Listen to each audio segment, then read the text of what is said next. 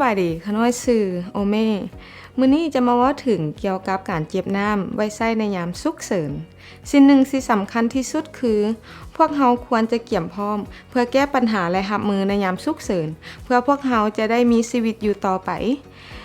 สำคัญที่สุดแม่นต้องมีน้ำที่สะอาดไว้ใช้ในครอบครัวของเราเองทั้งนี้ก็เพราะว่าคนเราสามารถอดอาหารและอยู่ได้หลายอาทิตย์แต่ว่าขาดน้ำจะอยู่ได้แค่ 2-3 มื้ออยู่ในขงเขตแปซิฟิกตะวันตกเฉียงเหนือนี้จุดประสงค์ใหม่ก็แม่นว่าต้องมีน้ำใช้ไว้ให้คนในครอบครัวผู้หนึ่งมื้อละ1 แกลลอนมีไว้ภายในบ้านให้กุ้มได้14 วัน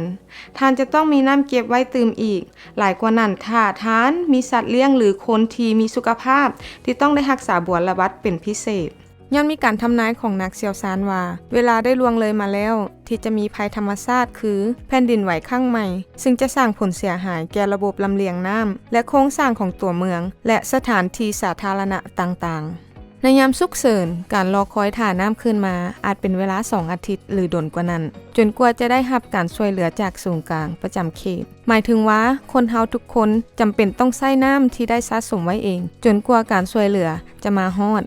ถ้าคิดว่ามันคือการยุ่งยากและปริมาณน้ำก็คือว่าหลายแท้สำหรับปัญหาที่อาจจะบ่เกิดขึ้นในช่วงชีวิตของคนเฮาให้คิดเบิ่งว่าการเตรียมพร้อมประสบกับผลสะท้อนจากภัยธรรมชาติคือแผ่นดินไหวครั้งใหม่นอกนั้นท่านก็ยังเพียบพร้อมที่จะแก้ไขในภาวะฉุกเฉินอื่นๆอีก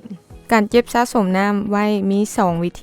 ธีที่1แมนซื้อน้ำกระตุกมาเก็บไว้การเก็บสะสมวิธีที่2แมนใช้สิ่งที่ทานมีในบ้านห้ามใช้กระตุกน้ำนมเก่าหรือกระตุกน้ำหมักไหม้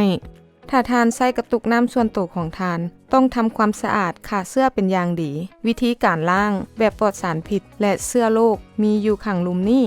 ต้องล้างกระตุกน้ำและฝาอัดด้วยสบู่ล้างถ้วยและน้ำสะอาดใส่น้ำสะอาดล้างทั้งสองให้ดีๆตื่มน้ำขาเสื้อแนวบ่มีกลิ่นที่ใส่ภายในครอบครัวห้ามใส่แนวมีกลิ่นใส่บวงน้อย1 บวงผสมลงในน้ำประมาณ4 จอกถอกน้ำขาเสื้อที่ทานผสมใส่ลงไปในกระตุกน้ำแล้วปิดฝาให้แน่นๆแล้วสั่นแห้งๆประมาณ30 วินาทีเพื่อให้น้ำขาเสื้อไปทั่วถึงข้างในของกระตุกที่ทานจะนำมาใส่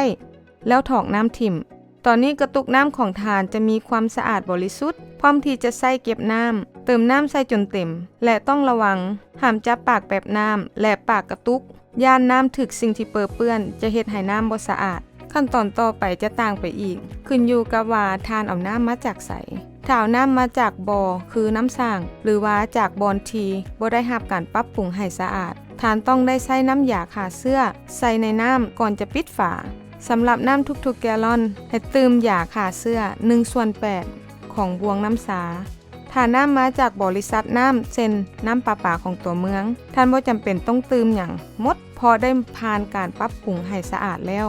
อัดฝากระตุกน้ำให้แน่นระวังบ่ให้จับทางพื้นหรือทางในของฝาอัดเขียนวันที่ติดใส่กระถางและนำไปเก็บไว้อยู่บอนสะดวกยามนำเอามาใช้ตอนนี้ทานได้รู้รายละเอียดเกี่ยวกับวิธีการเก็บน้ำเพื่อสะสมไว้ใช้ยามฉุกเฉินอย่าลืมว่าเพื่อให้เพียงพอกับความต้องการต้องมีน้ำ14 แกลลอนให้แต่ละคนในครอบครัวสำคัญก่อนอื่นก็แม่นว่าต้องมีน้ำไว้สำรองเพื่อสนองยามต้องการแล้วค่อยเติมเสริมไปน้ำเทื่อละหน่อยตามเวลาที่ทานมีจนถึงเป้าหมายที่อยากให้ได้เต็มส่วนให้ซอกหาคำแนะนำที่อยู่ในรายการวิดีโอนี้และยังมีข้อมูลเพิ่มเติมแนะนำเกี่ยวกับกระถางใส่น้ำที่ทานอาจจะใส่ได้พร้อมแนวคิดคำแนะนำเกี่ยวกับสถานที่สำหรับเก็บเมี่ยนกองน้ำที่คับแคบและช่วงเวลาในการเก็บน้ำไว้ให้ไปซอกหาทางเว็บไซต์ regionalh2o.org หวังว่าข้อมูลนี้จะเป็นประโยชน์แก่ทุกท่านขอขอบใจ